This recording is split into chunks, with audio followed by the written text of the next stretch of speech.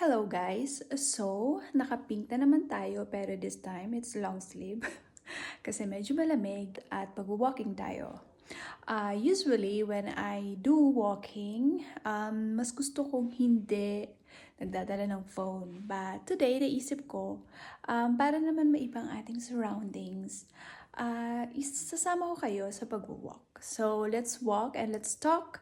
Let's continue the topic na about good traits. So, magdi-discuss tayo about it again today. Bibigay tayo ng opinion while we're walking at sana hindi ako hingalin habang nagsasalita at nag-walk kasi yun ang aking issue pag nag-walk and talk. At bago yan, maglagay tayo ng ating lip balm. Ayan. Plastic.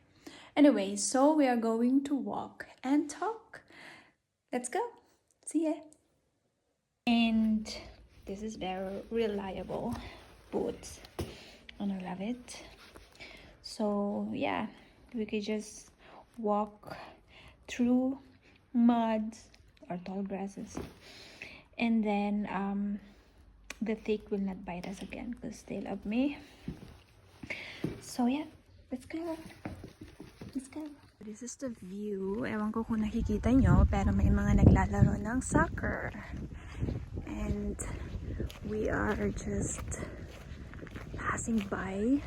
At tamang-tama, parang may daan dito. Kasi usually, these are just all tall grasses. See? This is not tall anymore, but they're getting there again. And then, lilinisin nila again yan. But there is, show you. Yan, naglalaro sila ng soccer. That's a football field. And there's a restaurant there. Asan ba? Ayun, ayun, yan. Yeah. And then, we're going to walk. Doon sa gubat na yun. Doon tayo. Ganda ng trees, no? Parang ano siya. View sa... Sino ba naglalaro ng Farmville sa inyo? So yeah, so ganito ang setup natin today ng vlog. Para maiba naman, hindi lang ako laging nakaupo. And I'll show you Kug. Kasalita na ako ng German. This one here, these trees all over here are all cherries. But I think, ano na sila, super ripe na. So before, you were just passing by here and eating a lot of cherries. See, these are wild cherries, pero ano na sila, kumbaga their season is out already, so next season again. Okay, baka makita pa tayo ng something. Ay nako, wala, talagang ano sila, they're already super done. But okay lang yan. Mga birds na kumakain sa kanila at mga my favorite animals. No, not actually. Mga worms. So, ayaw nating mga higad. Ayoko ng mga higad. Anyways, let's go. Let's walk.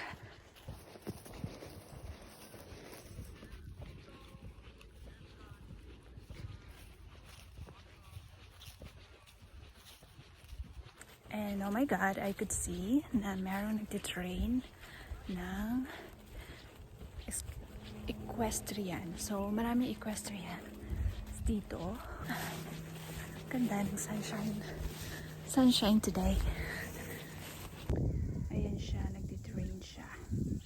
Ito na lang natin kunan. Medyo malayo-layo tayo kasi baka mag-conscious siya. Ayan kanyang horse. Nagtitrain siya. So, maraming mga ranches dito. And marami ang owners ng mga horses here. Usually mga young adults. Ano na sila, magagaling na sila sa kabayo.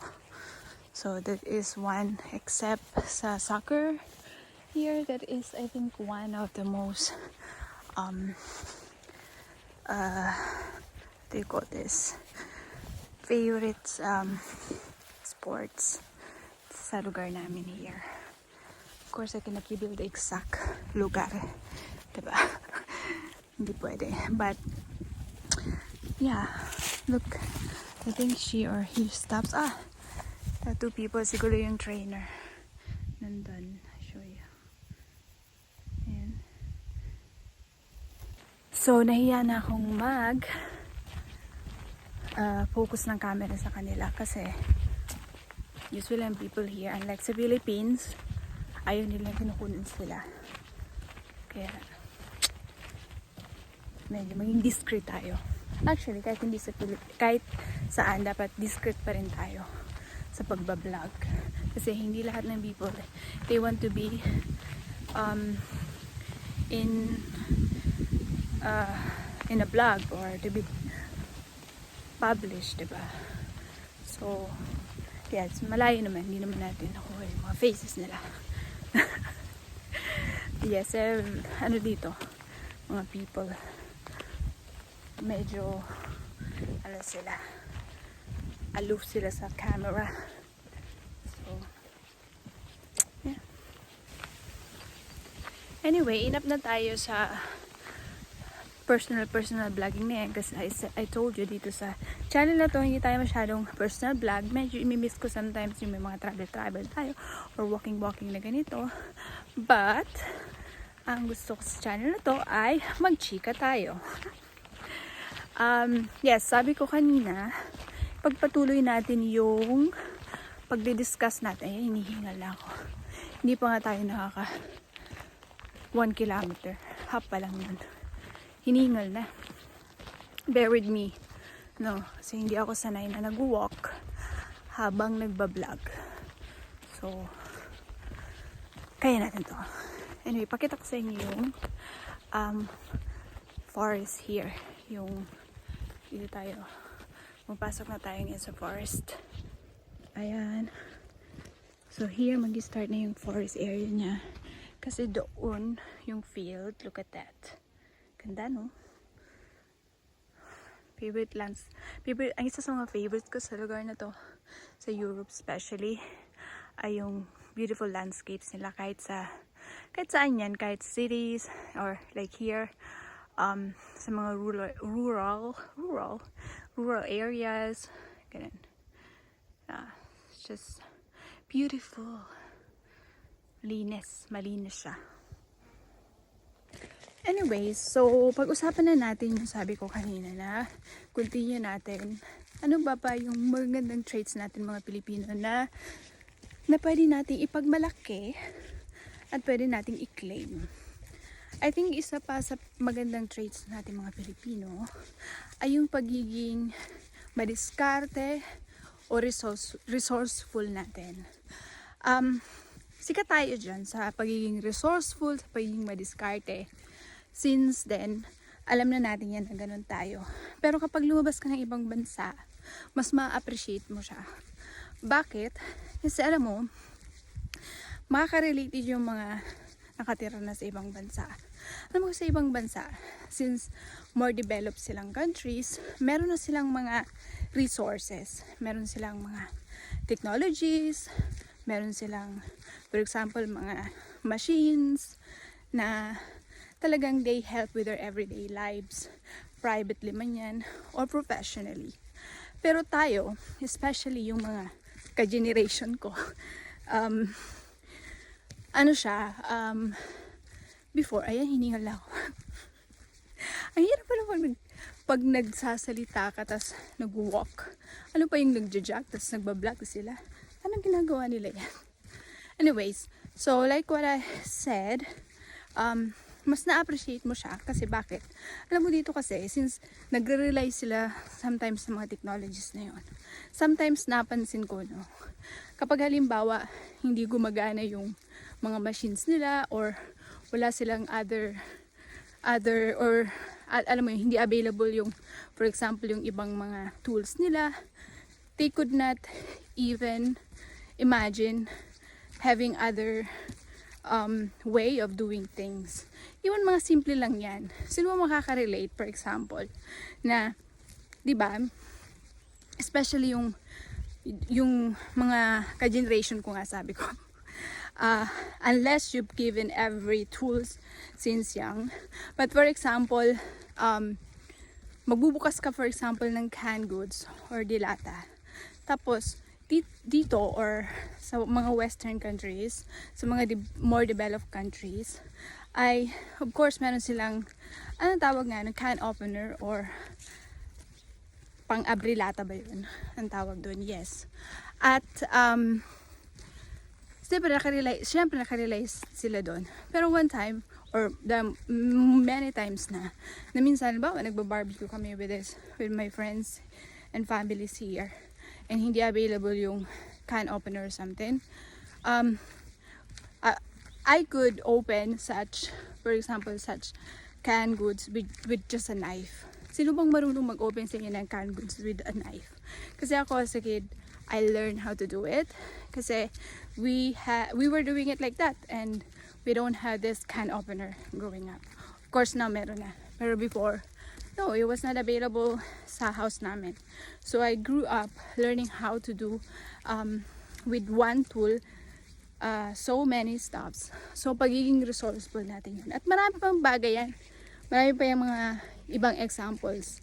Sino ba pwede makapagbigay sa inyo ng mga ibang examples pa na sabihin natin resourceful talaga tayo mga Filipinos. At hindi lang yan sa mga ganyan. Simple lang yan na binigay kong examples. But I think marami pang mga examples yan, especially sa paghahanap buhay, you know.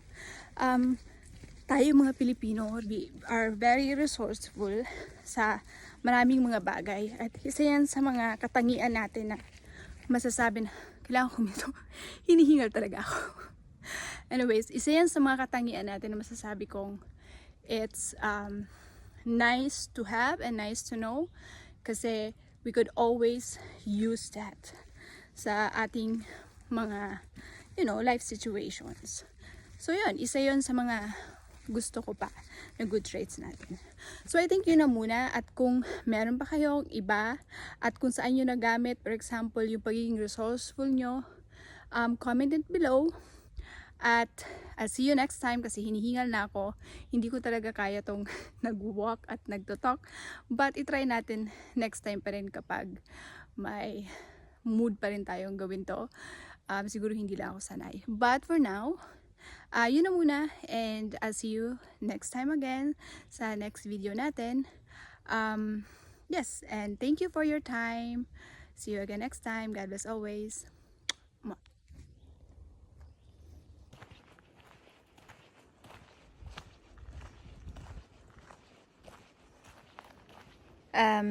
PS gusto ko lang ipakita sa inyo here. Look, they did cut the trees here. Hindi po illegal logging yan. They own this, I think this forest, somebody owns this, and they cut them when they are ready, and then kinagamit nila yan sa as firewood. Pero ito hindi yung gustong ipakita. Ito gusto ko ipakita. Kaya tayo naka rain boots din kasi kanina umulan. Ngayon sunny na siya. So ito, tingnan nyo. Super maputik din siya. Kaya kapag may ganitong boots, that's very practical to walk sa forest. Kasi may other way din naman dito na may path talaga siya na cemented. So hindi natin kailangan ng ganitong boots actually. But I like it more when I walk actually here sa forest kasi iba yung nabibigay ng walking sa forest. Yan. Ang ganda pa rin niya kahit maputik siya. And I'm gonna try to walk through this. Kasi walang ibang daan. Ito tayo sa gilid. Ayan. Anyways, gusto ko lang i-PS ito sa vlog. Kasi kanina nagsabi na tayo ng diba? Nag-outro na tayo sa video. Pero gusto ko ipakita lang sa inyo to. Ayan. Diba? Ang ganda ng forest. It's so serene. I love walking sa forest. Sinong nakaka-relate sa inyo dyan? It's one of my favorite activities. We could consider it as sports na rin kasi walking is one of the best sports na pwedeng natin gawin na easy. And oh my god, look at this bird. Could you see it? Ewan ko kung nakikita nyo. Ano ba? Ayun. Oh. Yan. Diba? Doon siya sa ano. Huwag nating istorbohin. Yeah, so what I mean, yung isa sa walking, ang one of the best sports na simple lang siya but very effective siya. So ganun. So I try to walk every day at least 45 minutes or kung minsan pag tamad 30 minutes. But it's nice to walk, and if you could find time para mag-walk, I really highly recommend it. Lalo na doon sa mga hindi masyado sa gym, one of the best ways to have to incorporate workout is just by walking. Try nyo po. And believe me, it's one of the best sports that you could start with and incorporate into your daily, if not daily, at least weekly routines. Yeah, so mahaba na naman tong vlog natin, but yeah, I'll see you again next time. Second outro tayo. Thank you guys. God bless always. See ya.